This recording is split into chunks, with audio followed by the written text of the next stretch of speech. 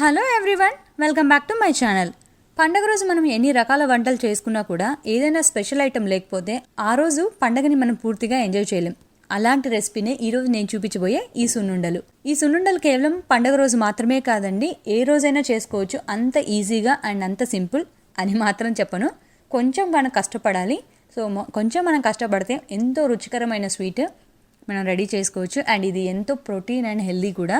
So ఇప్పుడు అది ఎలా చేయాలో చూద్దాం. మామూలుగా మనం సున్నుండలు అనగానే మినపప్పుని ఫస్ట్ బాగా వేయించి దాని తర్వాత దాన్ని పొడిగా చేసుకుంటాము. కానీ ఈ రోజు నేను మాత్రం అలా చేయట్లేదు. డైరెక్ట్ గా మినపప్పుని పొడిలాగా చేసేసుకున్నాను వేయించకుండానే. సో ముందుగా ఒక పెద్ద కడాయి తీసుకొని ఒక పెద్ద టేబుల్ స్పూన్ నెయ్యి కూడా వేసుకొని వేడి చేసుకోవాలి. అది వేడైన తర్వాత ఒక కప్పు జీడిపప్పులను కూడా వేసుకొని దూరగా ఫ్రై చేసుకోవాలి.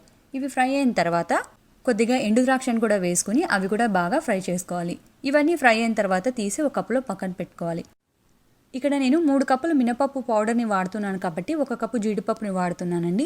మీరు తక్కువ క్వాంటిటీ వేసుకునేలాగైతే తక్కువ జీడిపప్పు వేసుకుంటే సరిపోతుంది. దాని తర్వాత అదే కడాయిలోకి ఇంకో పెద్ద టేబుల్ స్పూన్ నెయ్యిని వేసుకుని వేడెక్కిన తర్వాత 3 కప్పులు మినపప్పు పౌడర్ని వేసుకొని దూరగా ఫ్రై చేసుకోవాలి. ఇలా మినపప్పుని మనము స్లో ఫ్లేమ్లో ఫ్రై చేసుకుంటూ ఉండాలి. దీనికి మనకి ఒక 30 మినిట్స్ వరకు టైం పడుతుందండి. ఎందుకంటే స్లో ఫ్లేమ్లో అదంతా బాగా వేగాలి. ఎందుకంటే ఇది నేను మినపప్పుని వేయించి పౌడర్ చేయలేదు కాబట్టి పౌడర్ చేసిన తర్వాత వేయిస్తున్నాను, అందుకని చాలా టైం పడుతుంది.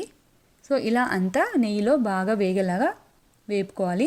కాకపోతే ఇది నెయ్యి యాడ్ చేసాం కాబట్టి మధ్య మధ్యలో ఉంటలు కడుతూ ఉంటుంది. దాన్ని మనము స్పూన్ తోటో లేదా ఇలా గరిటెతోటో నలుపుకుంటూ అది కొంచెం కలర్ మారి మంచి సువాసన వచ్చేంత వరకు ఫ్రై చేసుకోవాలి. ఇప్పుడు ఇదంతా బాగా వేగిందండి. సో నాకైతే మంచి వాసన కూడా వస్తుంది. సో నేను ఇప్పుడు స్టవ్ ఆఫ్ చేసుకొని ఈ పొడినంతా వేరే గిన్నెలోకి తీసుకొని పక్కన పెట్టుకుంటున్నాను.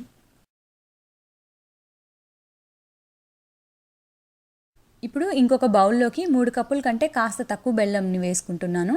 సో ఈ బెల్లం ఏంటంటే ఇక్కడ కొంచెం ఉంటలు కట్టింది కాబట్టి దీన్ని పొడిలాగా చేసుకోవడానికి నేను జార్లో వేసుకొని గ్రైండ్ చేసుకుంటాను. కాకపోతే మనం అలా గ్రైండ్ చేసుకోవడానికి ఇది గ్రైండ్ చేసేటప్పుడు అంతా జార్కి అంటుకుంటుంది కాబట్టి అలా అంటుకోకుండా ఉండడం కోసమని నేను ఒక 3 టేబుల్ స్పూన్ల మినపప్పు పౌడర్ని ఇందులో వేసి కలిపి అందులోకి 1 టీ స్పూను ఇలాచీ పౌడర్ని కూడా యాడ్ చేసుకొని అంతా జార్లో వేసుకొని మెత్తగా పొడిలాగా చేసుకోవాలి. ఇలా కొద్ది కొద్దిగా జార్లో వేసుకుంటూ అది గ్రైండ్ చేసుకొని పొడిలాగా చేసుకోవాలన్నమాట. చూసారు కదా ఎంత సాఫ్ట్గా అయిపోయిందో. సో ఇప్పుడు ఈ పొడిని అంతా మనం వేయించి పెట్టుకున్నాం కదా మినపప్పు, అదంతా వేసేసుకొని మరొకసారి అంతా బాగా కలుపుకోవాలి. ఇలా మనము చేత్తో ఆ బెల్లము అలాగే మినపప్పు అంతా బాగా కలిసేలాగా కలుపుకోవాలి. ఇలా కలుపుకున్నప్పుడు ఏమైనా ఉంటలు లాంటివి ఇంకా కాస్త ఉంటే అవి ఇంకొకసారి జార్లో వేసుకొని మళ్ళీ ఒకసారి గ్రైండ్ చేసుకుంటే పొడిలాగా అయిపోతుంది. దాని తర్వాత ఇప్పుడు ఇందులోకి ఇంకొక టేబుల్ స్పూన్ ఎండు కొబ్బరిని కూడా యాడ్ చేసుకోండి, చాలా రుచిగా ఉంటుంది. సో ఎండు కొబ్బరి ఇష్టం లేని వాళ్ళు అది యాడ్ చేసుకోకపోయినా సరిపోతుంది. దాని తర్వాత ఇందులోకి వేయించి పెట్టుకున్న జీడిపప్పు అలాగే ఎండు ద్రాక్షను కూడా వేసుకొని ఇంకొకసారి కలుపుకోవాలి. సో ఇప్పుడు ఈ పిండిని అంతా మనము లడ్డూలాగా చేసుకోవాలంటే మనకి కొంచెం తడిలాగా కావాలి కాబట్టి ఇప్పుడు ఈ నెయ్యిని మనము దాన్ని ఇలా ముద్దలు చేసుకోవడానికి వాడుతామన్నమాట.